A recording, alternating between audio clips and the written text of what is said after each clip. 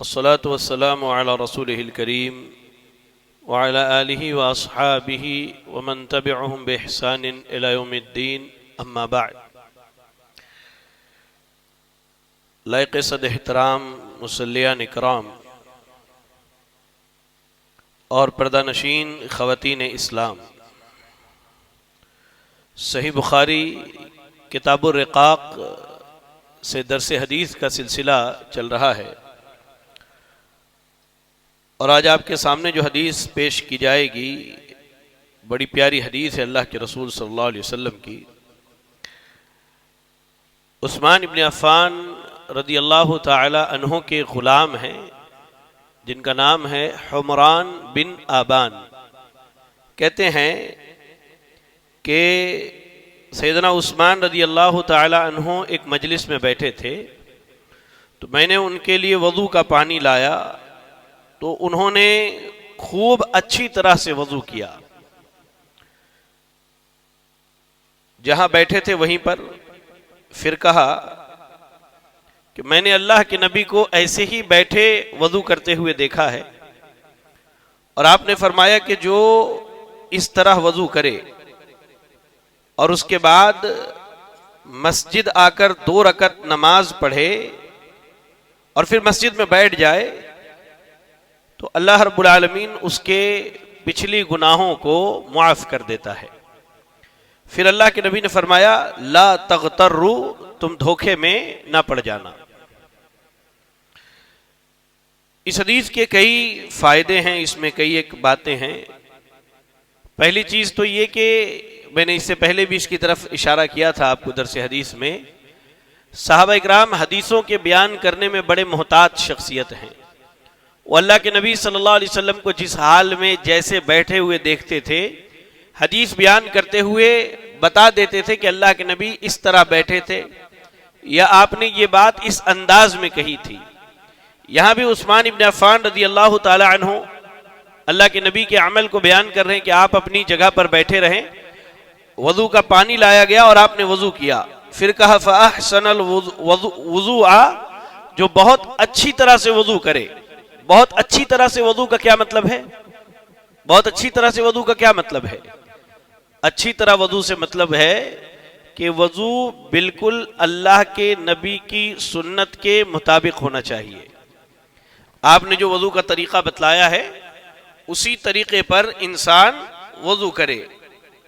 پھر کہا کہ اس کے بعد مسجد آئے اور مسجد آ کر کے 2 رکعت نماز پڑھے، یعنی گھر پر وضو کرے اچھی طرح سے. آپ جیسے عشاء کی نماز کے لیے آئیں، ہماری خواتین عشاء کی نماز کے لیے آئیں، اب وہ گھر پر سنت کے مطابق بالکل وضو کر لیں اور اس کے بعد مسجد آئیں، آ کر کے 2 رکعت نماز پڑھیں تو اللہ تعالیٰ پچھلی گناہوں کو معاف کر دیتا ہے. یہاں گناہوں کی معافی سے مراد کیا ہے یہ سمجھ لیجئے کہ جو چھوٹے چھوٹے گناہ ہیں وہ معاف ہو جاتے ہیں. اللہ کے نبی صلی اللہ علیہ وسلم نے ایک حدیث میں فرمایا اذا اجتنبت الکبائر، جب بڑے گناہ سے بچا جائے اور یہ اعمال کیے جائیں تو اللہ تعالیٰ چھوٹے گناہوں کو معاف کر دیتا ہے. پھر اللہ کے نبی نے فرمایا لا تغتروا، تم دھوکے میں نہ پڑ جاؤ. اب یہ دھوکے میں نہ پڑ جاؤ کا کیا معنی ہے؟ میں بھی تلاش کرتے کرتے ایک جگہ پہنچا تو علامہ ابن عثیمین رحمۃ اللہ علیہ سے کسی نے سوال پوچھا کہ اللہ کے نبی نے جو یہ بات کہی کہ دھوکے میں نہ پڑ جاؤ، اس کا کیا معنی ہے؟ آپ کہتے ہیں کہ اللہ نے پچھلے گناہوں کو معاف کر دیا، یہ سن کر کے اس دھوکے میں نہ پڑ جانا کہ شیطان تمہیں اپنا شکار بنا لے. اور امام بخاری نے یہاں جو آیت کریمہ پیش کی ہے، آپ دیکھیں کیا کہا اللہ رب العالمین نے. اللہ رب العالمین کا ارشاد ہے یا ایھا الناس ان وعد اللہ حق فلا تغرنکم الحیات الدنیا ولا یغرنکم باللہ الغرور. کہا کہ دنیا کی زندگی دھوکے میں نہ ڈال دے. اور مزید اللہ نے فرمایا ان الشیطان لکم عدو، شیطان تمہارا دشمن ہے، اسے اپنا دشمن ہی سمجھو. اب ایسا نہیں ہے کہ ہم گھر سے وضو کر کے آئیں اور ہمارے گناہ معاف ہو گئے. یہ جو حدیثیں ہم پڑھتے ہیں کہ ایک رمضان دوسرے رمضان کے گناہوں کا کفارہ ہے اور ایک جمعہ دوسرے جمعہ کے گناہوں کے معافی کا سبب ہے، تو ان چیزوں کو پڑھنے کے بعد خوشی میں آ کر انسان دھوکے میں نہ پڑ جائے، اس لیے کہ شیطان ہمارا دشمن ہے. یہ ہم بھول گئے ہیں، شیطان نہیں بھولا ہے. شیطان نہیں بنا، اس نے جو اللہ سے وعدہ کیا تھا نا کہ اللہ میں ان کے دائیں سے، ان کے بائیں سے، ان کے سامنے سے، ان کے پیچھے سے آؤں گا اور ان کو گمراہ کرنے کی کوشش کروں گا، تو شیطان حتیٰ کہ بندے کی موت کے وقت بھی آ کر کے اسے گمراہ کرنے کی کوشش کرتا ہے۔ تو ان چھوٹی چھوٹی نیکیوں اور گناہوں کے معافی کے پروانے کو لینے کے بعد ہمیں یہ نہیں سمجھنا چاہیے کہ اب ہم نے اپنی زندگی کا بڑا عمل کر لیا۔ اب آپ دیکھیے مثال کے طور پہ سیدنا عثمان رضی اللہ تعالیٰ عنہ کی مثال لیجئے۔ ایک مرتبہ جنگ کے موقع پر اللہ کے نبی نے کہا کہ جو آدمی اس لشکر کو تیار کر دے اللہ اسے معاف کر دے گا۔ سیدنا عثمان کا ملک شام سے غالباً قافلہ آیا تھا تجارتی، سارا تجارت کا مال اٹھا کے اللہ کے نبی کے ہاتھ میں دے دیا، کہا کہ اللہ کے نبی یہ سب اللہ کے نام ہے۔ دامن میں درہم و دینار لائے، لا کے اللہ کے نبی کے سامنے ڈال دیا۔ اللہ کے نبی اسے اٹھاتے اور کہتے کہ آج کے بعد عثمان اگر کوئی عمل نہ کرے تو بھی عثمان کو فرق پڑنے والا نہیں۔ تو کیا سیدنا عثمان نے عمل کرنا چھوڑ دیا؟ کہ آپ نے عمل کرنا چھوڑ؟ ہم کو اگر اللہ تعالیٰ کی جانب سے یہ اعلان ہو جائے کہ بھائی آج سے نماز پڑھو نہ پڑھو، روزہ رکھو نہ رکھو، زکوٰۃ دو نہ دو، حج کرو نہ کرو، کوئی فرق نہیں پڑتا، جنت تمہارا ٹھکانہ ہے، تو ہماری خوشی کا تو کوئی عالم نہیں ہوگا۔ پھر اس کے بعد عمل میں بھی کمی آئے گی کہ ہم تو زمین پہ چلتے پھرتے اللہ کے ولی بن گئے ہیں، بھائی جنت کا پروانہ ہمیں یہی مل گیا ہے۔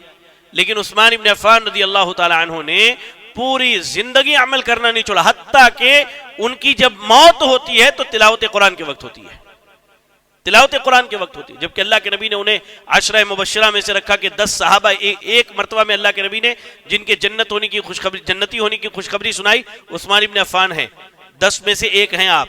اچھا اللہ کے نبی نے اکیلے میں بھی کہا کہ عثمان جو ہے آج کے بعد کوئی عمل نہ کرے، ان کو کوئی فرق پڑنے والا نہیں، لیکن اس کے باوجود انہوں نے عمل کرنا نہیں چھوڑا۔ تو ہم اپنی زندگی میں اگر کوئی عمل کرتے ہیں تو اس عمل کے سلسلے میں دھوکے میں نہیں پڑنا چاہیے۔ آپ دیکھیں ہمارے اسلاف کو، ہماری زندگی میں بھی رمضان کئی گزر چکے ہوں گے، کئی رمضان گزرے ہیں۔ سلف کا معمول یہ تھا کہ رمضان گزرتے ہی 6 مہینے اللہ سے دعا کرتے تھے کہ اللہ تو ہماری رمضان کی عبادتوں کو قبول کر لے۔ کتنی مرتبہ اللہ سے دعا کیا بھائی؟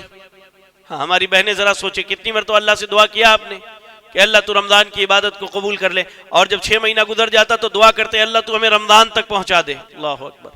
تو یہ چیز زندگی کا معمول بنائیے، عمل کرنے کے بعد اس عمل کو دیکھ کے دھوکے میں نہ آ جائیے کہ بھائی اب تو جنت ہماری ہے، ہم نے جنت حاصل کر لی، اور عالم صاحب نے جنت کی خوشخبری سنا دی، اب ہم نے جنت میں جانا نہیں۔ شیطان موت کے وقت جو روح نکلنے والی اس وقت بھی اگر کلمہ نصیب ہونے والا ہے تو ہو سکتا ہے شیطان وسوسہ ڈال کے آپ کو دنیاوی معاملات اور دنیاوی خیالات میں ڈال دے اور آپ کلمہ پڑھنے سے چوک جائے موت کے وقت۔ اس لیے دھوکے میں نہ پڑے، شیطان ہمارا دشمن ہے، اس کو اپنا دشمن ہی سمجھے، اور یاد رکھیں کہ اگر آپ نے دشمن سمجھنا چھوڑ دیا لیکن وہ نہیں سمجھتا، وہ نہیں چھوڑتا، وہ ہر آن ہر لمحہ آپ کے پیچھے لگا ہوا ہے، ہمارے پیچھے لگا ہوا ہے، وہ کیسے بھی چاہتا ہے کہ ہمارا ایمان سلب ہو جائے، ہم اللہ کے دین کے اور اللہ کے دشمن ہو جائیں، نبی کے نافرمان ہو جائیں اور شرعی تعلیمات کی مخالفت میں عمل کرنے لگیں۔ اس لیے لا تغتروا، یہی کہوں گا، لا تغتروا، دھوکے میں نہ پڑے، دھوکے میں نہ پڑے کبھی بھی۔ خوب عبادت کرے اللہ کی، جم کے عبادت کرے، ڈٹ کے عبادت کریں جب تک کر سکتے۔ اللہ نے اپنے نبی کو کیا کہا؟ وَاعْبُدْ رَبَّكَ حَتَّى يَأْتِيَكَ الْيَقِينُ، اے نبی جب تک موت نہ آ جائے تب تک اللہ کی عبادت کیجئے، تب تک اللہ کی عبادت کرنی ہے۔ اور ہم میں سے کسی کو نہیں معلوم کہ موت کب آئے گی، اس لیے عبادتوں میں لگے رہیں، جمے رہیں، ڈٹے رہیں، اللہ سے دعا کریں کہ اللہ رب العالمین ہمیں خوب خوب اس کی عبادت کی توفیق عطا فرمائے۔ اللہ ہمیں اور آپ کو کتاب و سنت پر عمل کرنے والا بنا دے۔ اللہ ہماری اور آپ کی ٹوٹی پھوٹی عبادتوں کو قبول فرما لے، اور اس ماہ میں مزید جو بقیہ ایام ہے ثابت قدمی کے ساتھ اس کی عبادت کی توفیق عطا فرمائے۔